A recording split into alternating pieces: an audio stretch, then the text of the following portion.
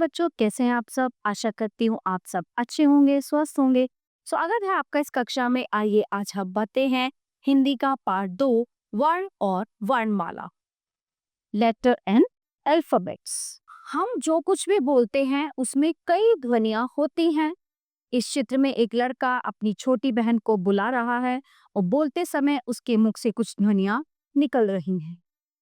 ई, ध और इधर आओ। प्रत्येक ध्वनि को लिखने के लिए एक निश्चित चिन्ह होता है। ध्वनियों के ये निश्चित चिन्ह ही वर्ण या अक्षर कहलाते हैं। भाषा की सबसे छोटी इकाई को वर्ण या अक्षर कहते हैं। वर्ण के टुकड़े नहीं किए जा सकते। अब आते हैं वर्णमाला।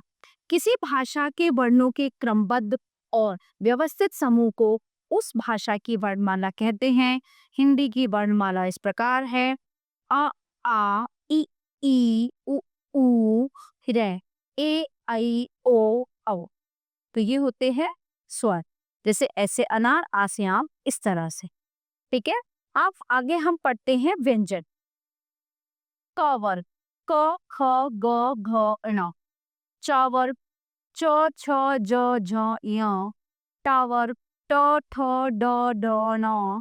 ता वर्ग: त, थ, द, ध, न। प वर्ग: प, फ, ब, भ, म। ठीक है। य, र, ल, व, श, स, ह। ठीक है। स्वरों व व्यंजनों के अतिरिक्त कुछ और वर्ण भी वर्णमाला के सदस्य हैं। जैसे ड, ढ, इनका प्रयोग व्यंजनों की तरह ही होता है।